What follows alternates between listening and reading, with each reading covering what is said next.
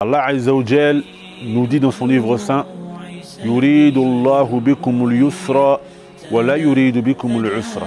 Allah veut pour vous la facilité et il ne veut pas pour vous la difficulté. On sait que le jeûne peut avoir un effet thérapeutique pour certaines personnes.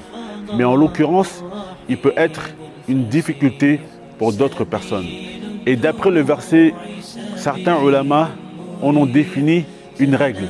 Et la règle est que lorsqu'il se trouve une difficulté en religion, il y a toujours une facilité.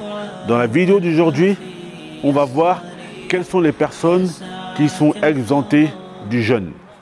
أعوذ بالله من الشيطان الرجيم بسم الله الرحمن الرحيم بسم الله الرحمن الرحيم الحمد لله رب العالمين والصلاة والسلام على من لا نبي بعده أما بعد. Il y a des personnes, mes frères et sœurs, qui ont le droit de ne pas jeûner, car le jeûne peut être pour eux une difficulté. Et parmi ces personnes qui ont le droit de ne pas jeûner, tout d'abord, mes frères et sœurs, il y a le malade. Et cela, on l'a tiré du Coran. Allah Tabaraka wa Ta'ala nous dit, et celui d'entre vous qui est malade ou en voyage, alors il jeûnera un nombre de jours égal. Et il faut savoir que le malade est de deux catégories. Tout d'abord, on a le malade qui est malade d'une maladie incurable. C'est-à-dire que les chances de guérison sont très très faibles. Comme la personne par exemple qui a le cancer.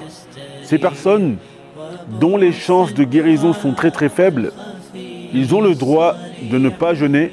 Et pour chaque jour dont ils ne vont pas jeûner, ils devront nourrir un pauvre, car les chances de guérison de ces maladies sont très très faibles. Et il se peut que le ramadan qui viendra après, ils ne pourront pas rattraper. Après cela, mes frères et sœurs, on a la personne qui est malade, mais une maladie qu'on appelle une maladie simple, dont les chances de guérison sont très très probables. Par exemple, la personne qui a une grippe ou une maladie qui ressemble à cela. Donc on dira que cette personne, dont les chances de guérison sont très très probables, elle jeûnera un nombre de jours égal au jour où elle a interrompu son jeûne. Après la personne malade, nous avons la femme enceinte. Et la femme enceinte, elle rejoint le jugement de la personne malade. Après son accouchement, si elle a la capacité de rattraper les jours, elle rattrape les jours.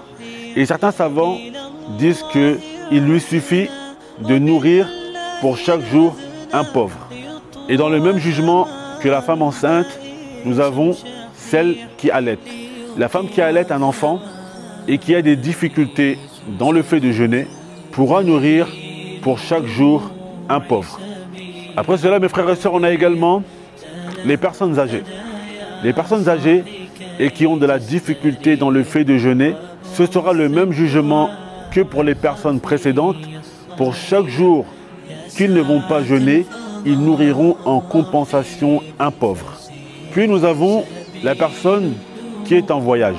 Allah Azza wa Jal nous informe dans son livre saint que la personne qui est en voyage a le droit de rompre son jeûne et de rattraper ultérieurement. Mais quant à cette personne, elle ne doit pas nourrir de pauvres, mais elle se doit, bien entendu, de rattraper ultérieurement. Parmi également les personnes qui sont exemptées du jeûne, on a la femme qui a ses lochis et celle également qui a ses menstrues.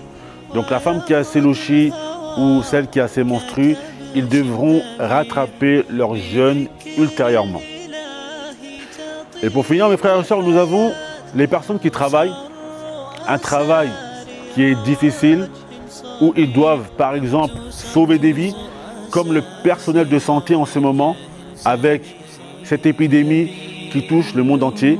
Si une personne travaille dans un travail où elle doit rester 12 heures debout et elle doit sauver des vies, donc les ulama disent que cette personne qui a besoin de sauver des vies, donc a besoin de force afin de mener à bien son travail, a le droit de rompre son jeûne pendant les jours où elle travaille, mais elle se devra de rattraper ultérieurement. Et il rentre dans ce jugement également la personne lambda qui également doit sauver une vie.